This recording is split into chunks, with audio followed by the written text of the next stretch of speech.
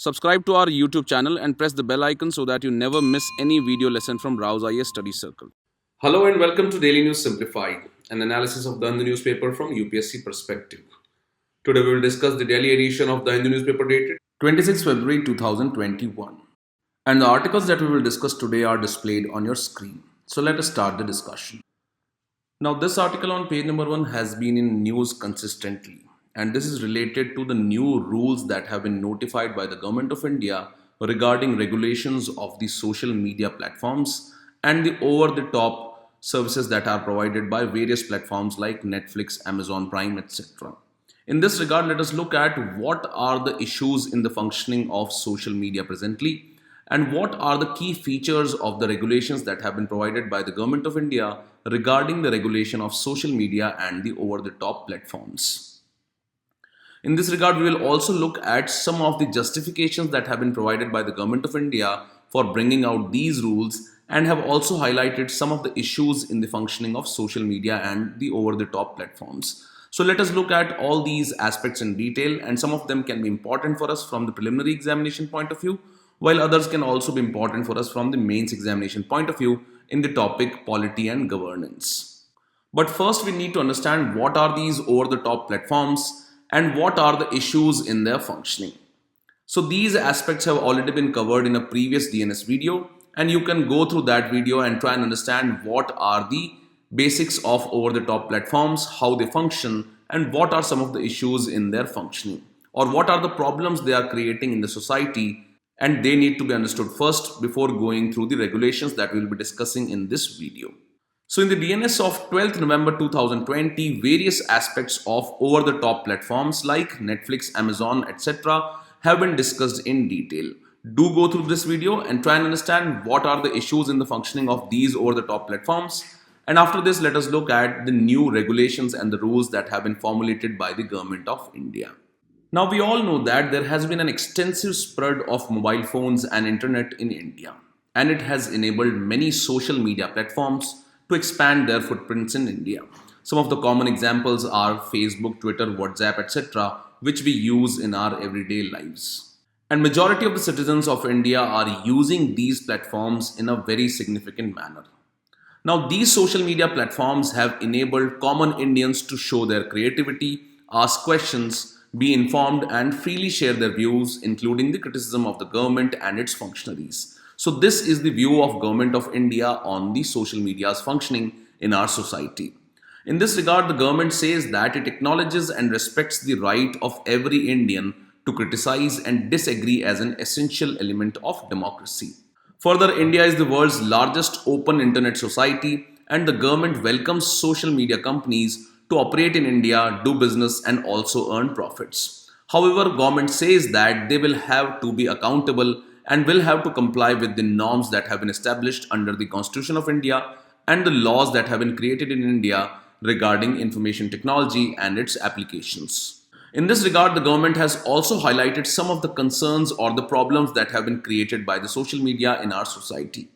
In this regard, the government says that there has been persistent increase in the spread of fake news. Also, there has been rampant abuse of social media to share morphed images of women, and contents related to revenge porn have often threatened the dignity of the woman. So concerns have been raised regarding the dignity of women and the way in which social media platforms have been functioning. Further, misuse of social media for settling corporate rivalries in a blatantly unethical manner has become a major cause of concern for businesses in India. And we note that this also becomes a part of important initiative of the Government of India of providing ease of doing business. Further, the government says that there have been instances of use of abusive language, defamatory and obscene contents, and blatant disrespect to the religious sentiments through these platforms. Further, there have been increasing instances of misuse of social media by criminals, anti-national elements that have brought new challenges for the law enforcement agencies. And some of the instances of misuse of social media include the recruitment of terrorists, circulation of obscene content, spread of disharmony, financial frauds, and incitement of violence and public order. However, the government has found that currently there is no robust compliant mechanism wherein the ordinary users of social media and over-the-top platforms can register their complaint and get it redressed within definite timeline. So the government, on behalf of the users of social media and over-the-top platforms, wants to create a mechanism where the users can register their complaint and also get a redressal to their complaints. Further, the government has observed that there is lack of transparency and absence of robust grievance redressal mechanism, and this has left the users totally dependent upon the whims and fancies of social media platforms. And at times, these users are left with no remedies in case their profiles are restricted or removed by these platforms without giving any opportunity to be heard. Now, one of the observations of the Government of India regarding the social media intermediaries like Facebook, etc., is that they are no longer limited to playing the role of pure intermediary, and offer these platforms have now become the publishers of news and media content. And as such, the Government of India's rules seek to provide a fine blend of liberal touch with gentle self-regulatory framework.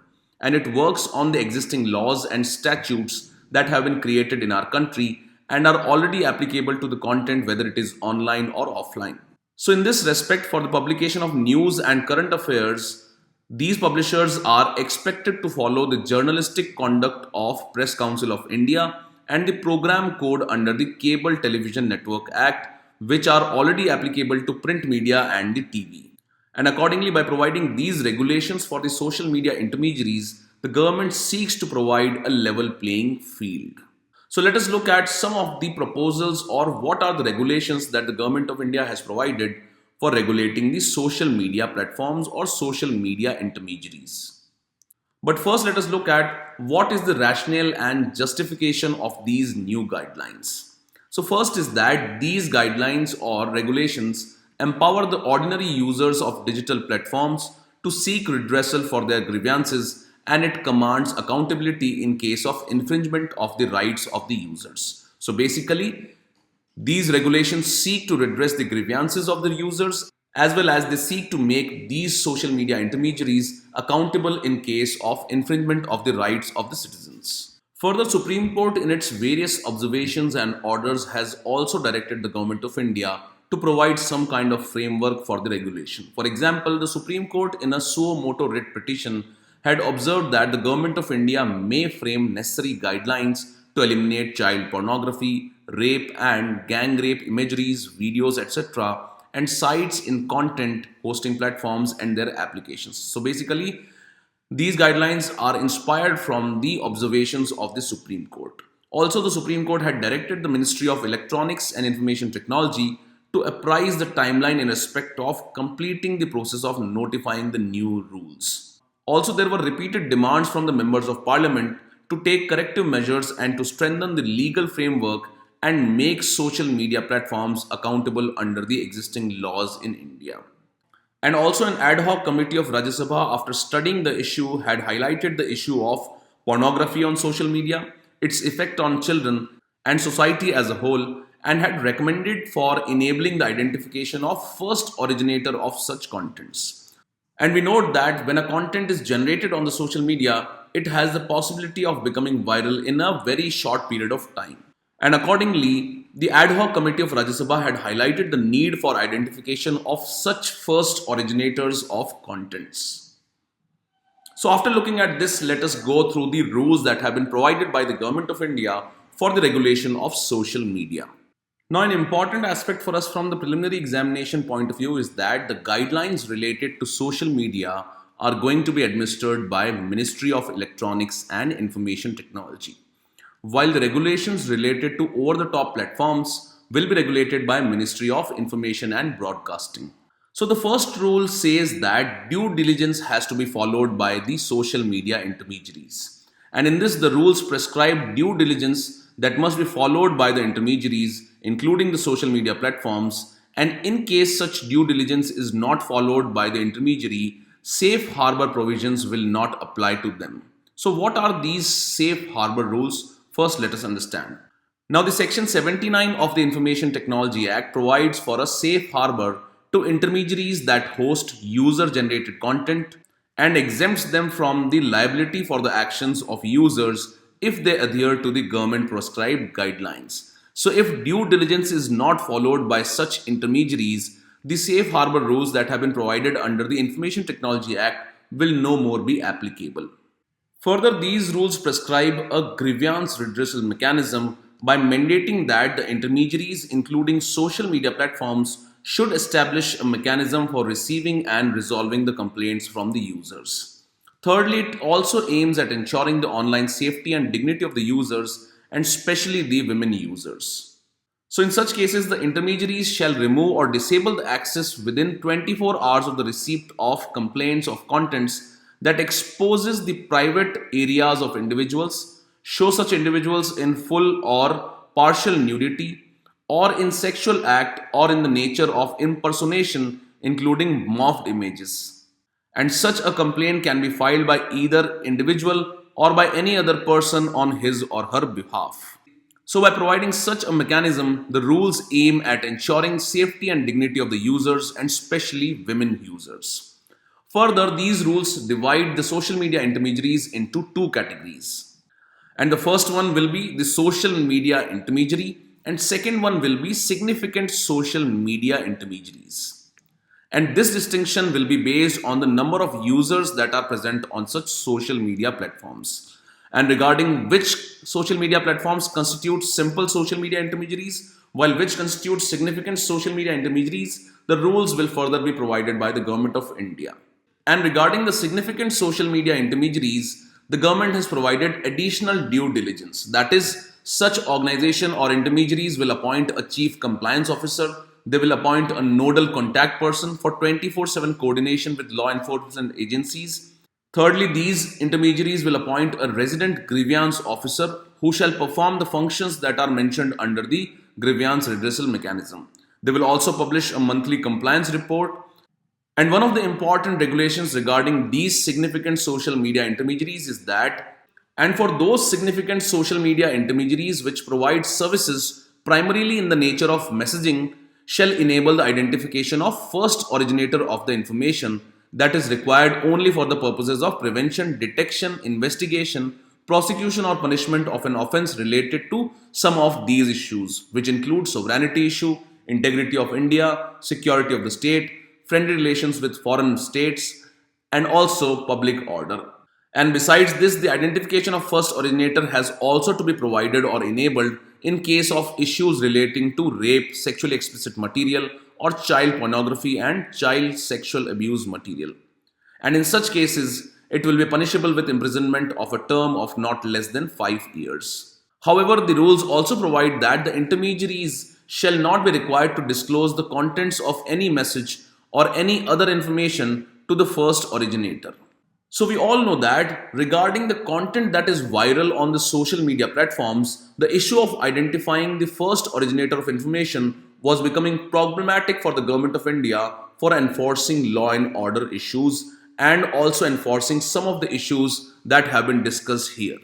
So, accordingly, these rules provide for enabling the identification of first originator of information on such social media platforms which are in the nature of messaging. For example, it will provide for identification of first originator of the information on messaging platform like WhatsApp, Telegram, Signal, etc.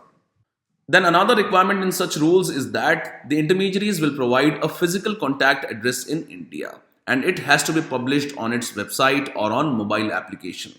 Further, these intermediaries will also have to provide voluntary user verification mechanism. That is, by providing some amount of information, the users can verify their accounts or social media profiles to make their profiles more authentic. For example, we all know that a verified profile is provided for on the Twitter platform, and accordingly, other media platforms will also have to provide such kind of verification mechanism.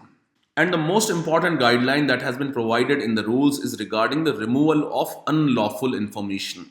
Now, what will constitute unlawful information? So, any information that is related to or affects the sovereignty and integrity of India, the security of the state, friendly relations with foreign states. Also, if such content is explicitly related to rape, sexually explicit material, child pornography, etc., will have to be removed. And upon receipt of such information about the platform hosting prohibited content from a court or the appropriate government agency, it should be removed within 36 hours from the receipt of such information. So significantly, a mechanism has been provided for due diligence that needs to be followed by significant social media intermediaries. It provides grievance redressal mechanism to the users, and also it provides for identification of first originator of the information. Also, the government can remove unlawful information related to some of these issues that have been mentioned in the rules. Now, besides regulations related to the social media intermediaries, the government has also provided a code of conduct for the over the top platforms, and this will be administered by the Ministry of Information and Broadcasting. Now, such rules have been established as a soft touch self regulatory architecture and a code of ethics. It provides for a three-tier grievance redressal mechanism for news publishers and the OTT platforms and digital media. And the rules have been notified under Section 87 of the Information Act. And the rules have been notified under Section 87 of the Information Technology Act. So such a code of ethics that has been prescribed under the guidelines will have to be followed by the over-the-top platforms like Netflix, Amazon, etc., online news and digital media entities. Then there has to be self-classification of the content that is available on the over-the-top platforms. So there is a three-tier grievance redressal mechanism, and 5 age-based categories have been provided under the self-classification of content on these over-the-top platforms. Further, regarding the publishers of news on digital media, they will be required to observe norms of journalistic conduct of Press Council of India and the program code under the Cable Television Networks Regulation Act. And this aims at providing a level playing field between offline, print and TV and the digital media. That is, it provides a level playing field between the offline and the online media related content.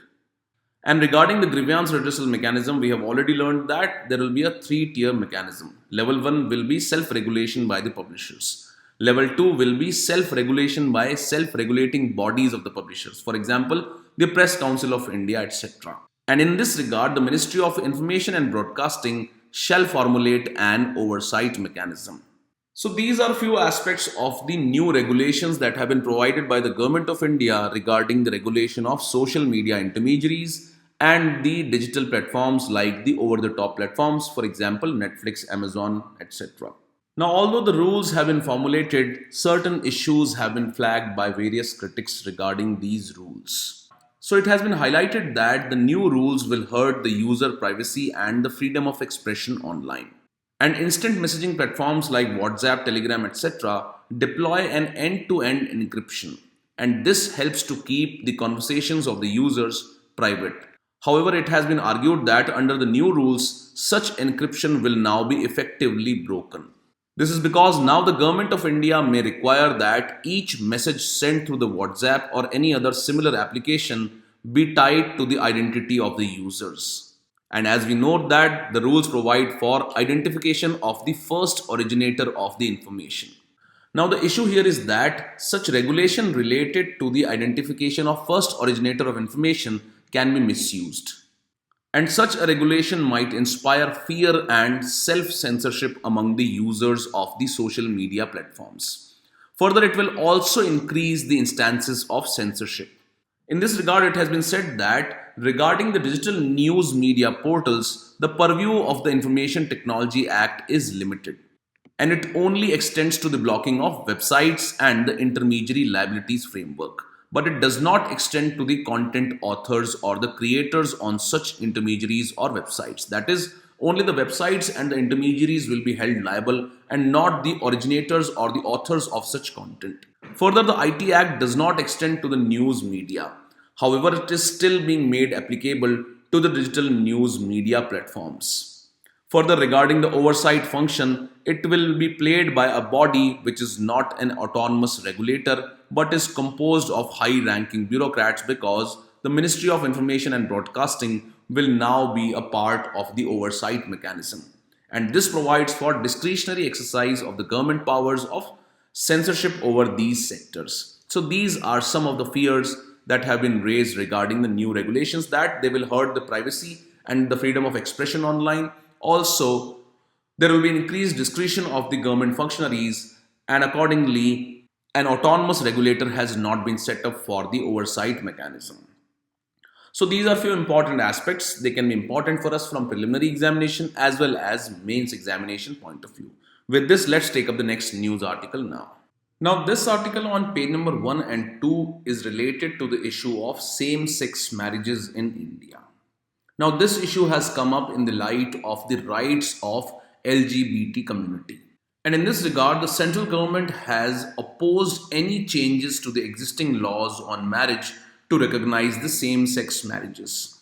And this view of the central government was highlighted in a reply to the petition that was filed in the Delhi High Court.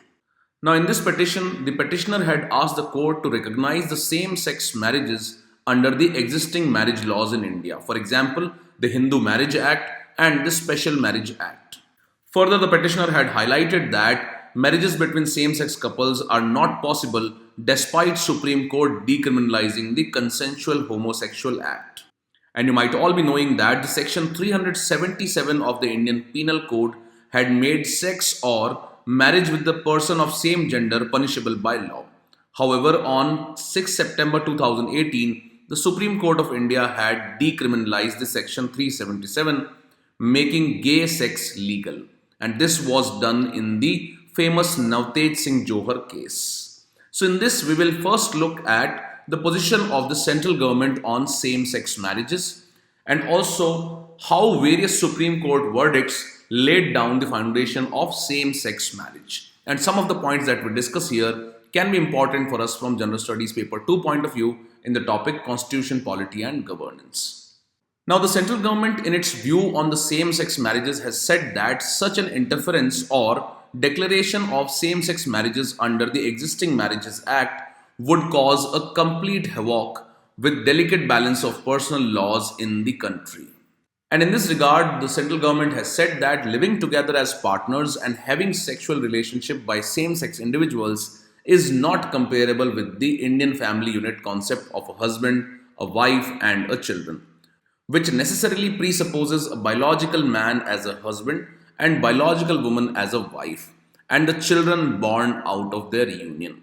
So in short, the central government wants to stick to the traditional notion of marriages between a man and a woman and the children born out of such union.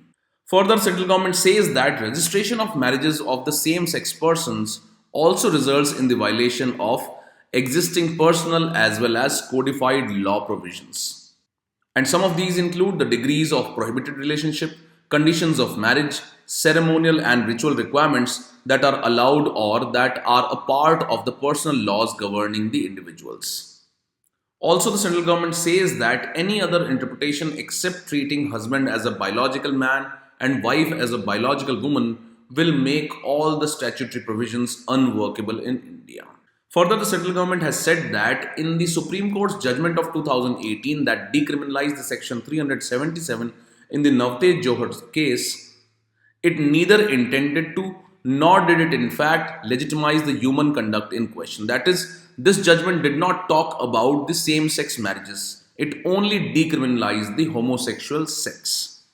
And in this case, the central government says that despite the decriminalization of section 377 of the Indian Penal Code, the petitioners cannot claim a fundamental right for same-sex marriages being recognized under the laws of the country. In short, the central government has opposed the concept of same-sex marriages based on the traditional notion of family, which comprises of a union of biological man and a biological woman and the children that are born out of union.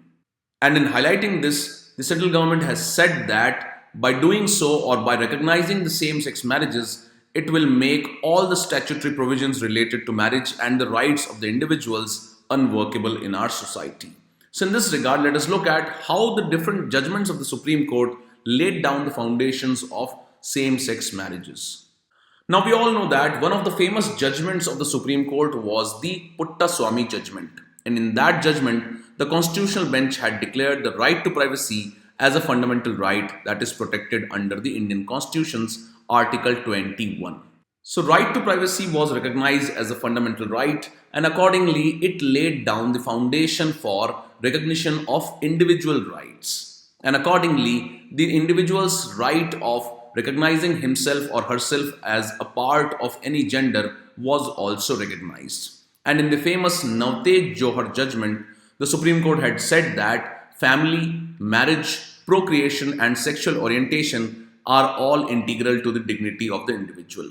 And above all, the privacy of individual recognizes an inviolable right to determine how freedom shall be exercised. That is, in short, it is the individual's right to freely exercise his or her freedom. Further, in the famous Hadia judgment, the Supreme Court had said that the intimacies of marriage lie within a core zone of privacy, and the choice of a partner, whether within or outside the marriage, lies within the exclusive domain of individual. And this was a matter of interfaith marriage, and accordingly, the Supreme Court had recognized the choice of a partner as a fundamental right to privacy of the individual. Further, in another Supreme Court judgment, the court had said that the matters of dress, of food, of ideas, ideologies, of love, and partnership are within the central aspects of identity, and society has no role to play in determining our choice of partners. Now, the issue with marriage is that it is a socially recognized institution, and accordingly, society has been playing a very crucial role in the recognition of marriages. However, now through the various interpretations of the Supreme Court judgment, a foundation has been laid for the identity and dignity of the individuals and their choice in determining their right of marriage. Further, the Constitution also protects the personal liberty in the Article 21.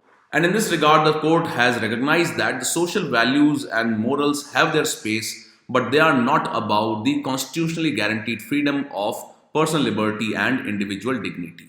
Also, in the Sabarimala judgment, the Supreme Court had said that the individual freedom prevails over the purported group rights. That is, the Supreme Court, through its various judgments, has tried to balance the rights of the individuals with the rights and the values of the society. And in this, clearly, a primacy has been given to the individual rights, and accordingly, marriage is also a personal choice of an individual. And as such, these are the judgments which have laid the foundation for same-sex marriages in India.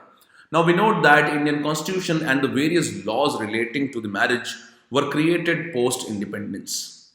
However, these ideas and the values that have been enshrined in the Constitution and also in the various laws need to evolve over a period of time.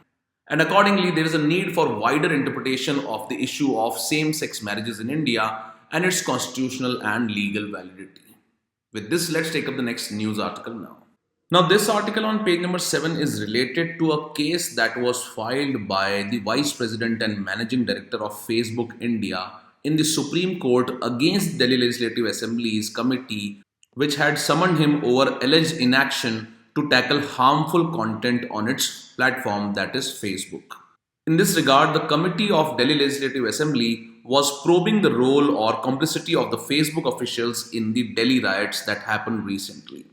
So the Vice President and the Managing Director of Facebook, Ajit Mohan, had challenged this summon of the Delhi Legislative Assembly before the Supreme Court, and he stated that the Delhi Legislative Assembly had no power of summoning the Vice President of Facebook because it does not lie in the purview or the jurisdiction of the Delhi Legislative Assembly. Further, the Vice President of Facebook also told Supreme Court that the Delhi Legislative Assembly has no legislative power to set up a panel to examine the issue of peace and harmony in connection with the Delhi riots.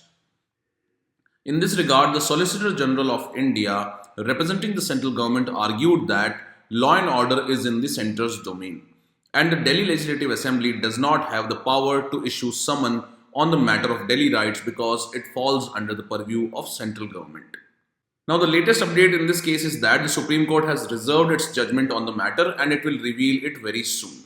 However, the article in this line highlights that the litigation that has been done by the CEO of Facebook may have far-reaching implications on various center-state relation issues. For example, it can have implications on federalism, the separation of power. It can also have implications on fundamental rights and parliamentary privileges, which have been provided under the Articles 105 and 194 of the Indian Constitution.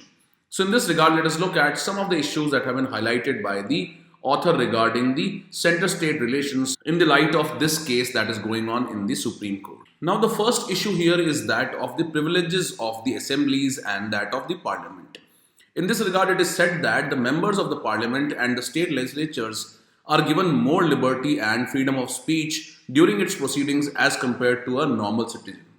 Now, such special privileges help them in discharging their duty independently and effectively without any fear from the outside interference. And we all know that the Constitution of India under the Article 105 and 194 provides for the powers, privileges, and the immunities of Parliament and the state legislature and their corresponding members. So, in this regard, it has been argued that the Delhi Assembly enjoys constitutional privilege to discuss and decide on the issues that are concerning the Union Territory of Delhi. And the legislature has the power to set up an inquiry committee to find out the persons, institutions, etc., that are responsible for the crime that has been committed within the jurisdiction of the National Capital Territory of Delhi. And accordingly, the summoning of the Vice President of the Facebook by the Delhi Legislative Assembly's committee is a part of the privilege that has been provided to the Delhi Legislative Assembly and its members under the Constitution of India. Second issue is that of doctrine of pith and substance that has at times been used by the Supreme Court in its interpretation of the jurisdictions of the State Legislative Assembly and the Parliament. Now, pith simply denotes the essence of something or the true nature of something, while substance states the most significant or the essential part of something. So, it can be stated that the doctrine of pith and substance relates to finding out the true nature of any law. And the Constitution of India under the Article 246 distributes the lawmaking power through the 7th schedule between the Union list, State list and the concurrent list. And we note that the Parliament has clear jurisdiction over the Union list and the state legislatures cannot make a law on the subjects that have been mentioned in the Union list, while there is a state list in which Parliament has very limited control. And then there is a concurrent list on which the Parliament and the state legislative assemblies both can legislate. So the author argues that the doctrine of pith and substance should not apply preemptively on the inquiry stage where the discussions may or may not lead to the legislations. That is, such kind of interpretations or wide interpretations of essence of something should only be used for legislations that take place in the assemblies or in the Parliament. So accordingly, as this matter related to the Vice President of Facebook and his summoning is only at an inquiry stage and no law has been formulated, and as such the invocation of doctrine of pith and substance is not correct at this stage. Then we note that the Constitution of India provides for the cooperative federalism to enhance the center-state relations. So the author argues that it will become difficult for the union and the states to cooperate if they are barred from even discussing or taking evidence on the issues beyond their limited legislative competence that has been provided under the state list, etc. That is, wide discussions in the state legislative assemblies and the Parliament are very helpful in providing or improving the legislative system in India. And only through these kind of discussions, a cooperative federalism will indeed be at play in the India. Then there is the issue of judicial review in the legislative proceedings. And we note that the Constitution of India under Article 194 prohibits judiciary from inquiring into any proceedings in respect of anything said or any vote given by a member in the assembly or with respect to any committee. So the author argues that the proceedings of the Delhi Legislative Assembly are beyond judicial review because of this particular article of the Constitution of India. Now we all know that in this case of summoning of the Vice President of Facebook by the Delhi Legislative Assembly has come into question because of the freedom of speech of the legislators in the state legislature. So the author argues that the freedom of speech of the members in the Parliament and the state legislatures allows the elected representatives to challenge the most powerful people of the land on behalf of the commoners. And this is an ancient tradition that was established in 1399 in England.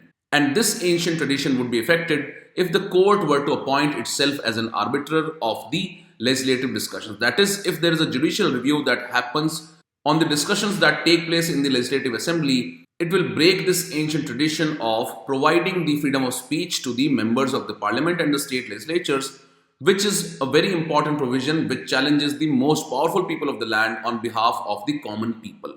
However, the issue here is that the parliamentary privileges have not been sufficiently codified till now. And as such, we note that the Parliament has yet not codified the privileges that are available to the members in spite of its mentioning in the Article 105 of the Indian Constitution. And this has led to the misuse of certain privileges accorded to the members of parliament and the state legislatures. Further, we note that India mostly follows the British conventions with respect to the privileges that are enjoyed by the House and its members. And since independence, the jurisprudence on privilege and various important case laws have shown the pathway. Further, various judgments have come out in regards to the cases related to the parliamentary privileges, and they have enhanced the interpretations of the parliamentary privileges that exist for the legislatures, the parliament, and the members. So, the author argues that the parliamentary democracy functions on the pillars of freedom of speech and criticism, and every government should profit by criticism faced by it during its tenure, as criticism helps in streamlining and improving the quality and the effectiveness of the governance. So, the privilege motions are misused in India to fulfill political ambitions at times, and such actions need to be avoided by the office bearers here. So, we have seen the issue of freedom of speech in the parliament and the state legislatures, and the privileges that are available to the members of the parliament and the members of state legislatures. However, such privileges have at times been misused by these members. And this has primarily been so because the parliamentary privileges have till date not been codified, in spite of its mentioning in the Constitution under the Article 105. So, what is the way forward here? So, way forward here is that there is a stringent need to codify the privileges, powers, and immunities of the houses. It will provide proper guidelines to be followed and will remove uncertainties which currently prevail. Further, Justice Subba Rao has strongly pleaded for codification of privileges instead of following the conventions based on the British conventions. So, Justice Subba Rao says that the framers of the Constitution felt that the privileges of the House must not be framed in a hurry but should be allowed to grow and nurture with time and then legislated. And accordingly, time has come to codify the privileges, powers, and immunities, as it will not only provide a proper roadmap to be followed, but shall also be a safeguard against any misuse of powers, privileges, and immunities. So, in this discussion, we have seen arguments in the favor of rights of the members of Delhi Legislative Assembly in summoning the Vice President of Facebook. However, we have also seen that the parliamentary privileges have also been misused at times. And this has primarily been because of the lack of codification of parliamentary privileges. As such, we have seen the importance of codifying the privileges clearly to stop the misuse. With this, let's take up the next news article now. Now, this article on page number 6 talks about the various issues related to the anti-defection law. And it has argued that the anti-defection law curbs the freedoms of the legislators or the parliamentarians. And it has adversely impacted the accountability mechanism in the parliament. That is, it has reduced the legislators to being accountable primarily only to the party and not to the parliament. And also, it has failed in its objective of providing the stability of the government. And this was clearly visible in the Legislative Assembly of Puducherry, where the member who was elected in the party of Congress had defected towards the BJP. And as such, it led to the fall of the Congress government in the Puducherry. So, the author provides various arguments against the utility of the anti-defection law itself. And the points that we discuss here can be important for us from General Studies Paper 2 point of view in the topic Constitution and Polity. Now, the basics of the anti-defection law and the interpretation of the Supreme Court through its various judgments has already been discussed in a previous DNS video. So, let us revise from that DNS video the different aspects of anti-defection law and the interpretations of the Supreme Court in this regard. However, in this discussion after that, we will look at the points or the arguments that have been raised by the author in this regard. Now, regarding the important provisions of the anti-defection law, you should note that it was enacted for the disqualification of the members of the parliament and the state legislatures on the ground of defection from one political party to another. So, as we have seen that there are instances when the MLAs and the MPs have been defecting from one political party to another. And especially we have seen that MLAs have defected in the Assembly of Karnataka, Madhya Pradesh, Arunachal Pradesh, and in the state of Manipur. So accordingly, a constitutional amendment was brought in and it was known as the 52nd Constitutional Amendment Act. Further, another important provision of the anti-defection law is regarding the authority who decides on the disqualification of the members on the grounds of defection. And accordingly, the anti-defection law has provided that the deciding authority regarding the disqualification of the members of parliament and the state legislatures on the ground of defection is the speaker or the presiding officer of that house. Further, this act provides as to when a member can be disqualified. So, a member of legislative assembly or member of parliament can be disqualified on the ground of voluntarily giving up the membership of his or her political party. Further, a member can be disqualified if he or she votes or abstains from voting contrary to the directions which have been issued by the political party without obtaining prior permission. Thirdly, if an independent candidate joins any political party. And further, if a nominated member joins the political party after a period of 6 months. So these are the conditions when a member of legislative assembly or the parliament can be disqualified on the grounds of defections. Now there are certain exceptions that have been provided against the anti-defection law. So in case there is merger of at least 2/3 of the members of a political party with another political party, this will not be considered as an issue of defection, and hence the MLAs or the MPs cannot be disqualified on the ground of defections if there is a merger of at least 2/3 of the members of a political party with another political party. And another exception that has been provided is that the Speaker of the House is allowed to give up the membership of the political party. So these are two exceptions, and these are the grounds on which a member of the Legislative Assembly or Parliament can be disqualified. And another important point is the deciding authority, and we note that it is the presiding officer of the respective houses. Now, despite an elaborate anti-defection law, there have been instances that the members of the Parliament and the Legislative Assemblies have been exploiting the loopholes of this law for switching from one political party to pursue their narrow interests. And accordingly, there have been certain interpretations of the Supreme Court on this anti-defection law.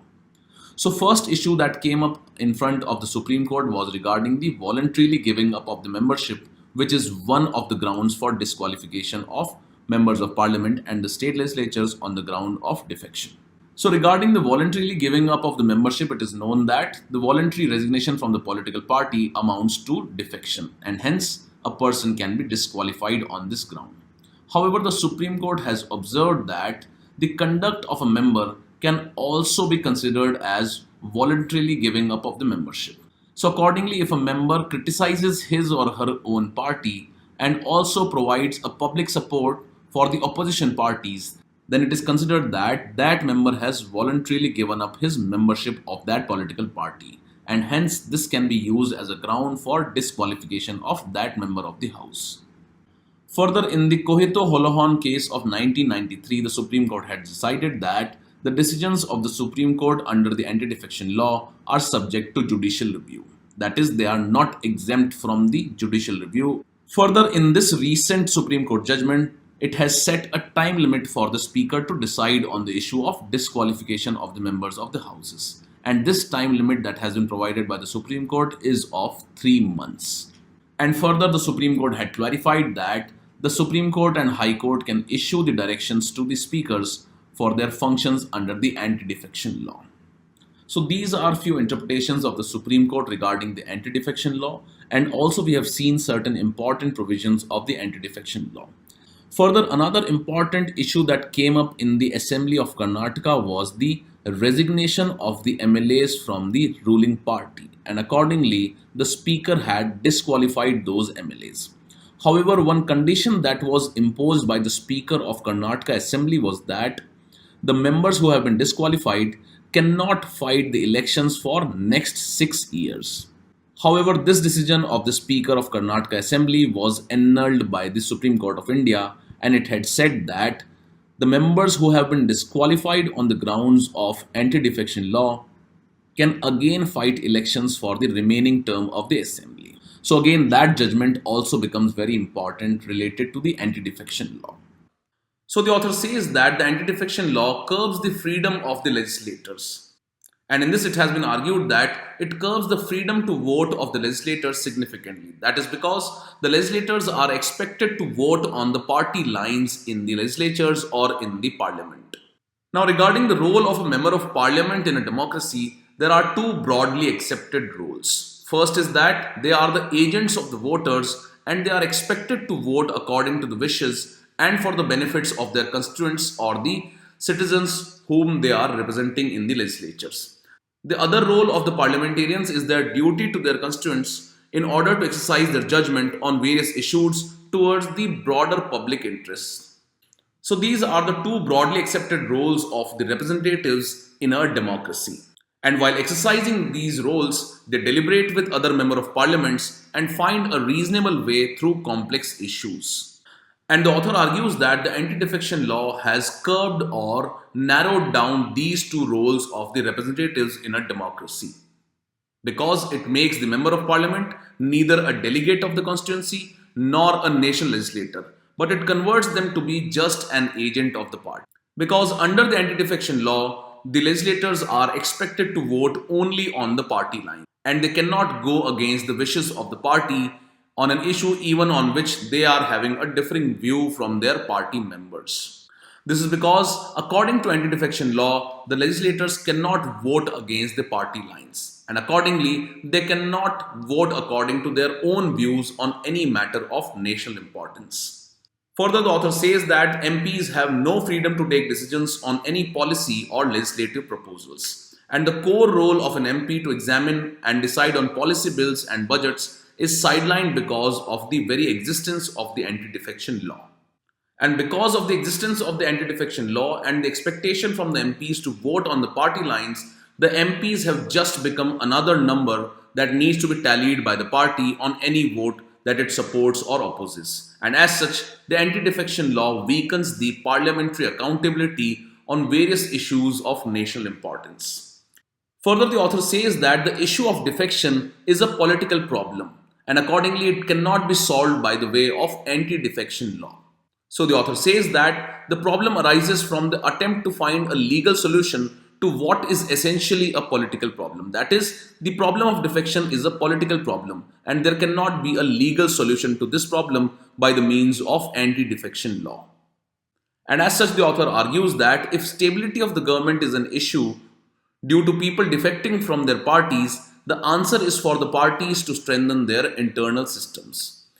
And as such, if these political parties attract members on the basis of ideology, and they have systems for people to rise within the party hierarchy on their capabilities rather than on inheritance, there would be a greater exit barrier. And these characteristics seem absent in many political parties, and we have seen a large number of defections despite the very existence of the anti-defection laws for past 2 decades. So in conclusion, the author says that the anti-defection law has been detrimental to the functioning of our legislatures as deliberative bodies, which hold the executive to account on behalf of the citizens.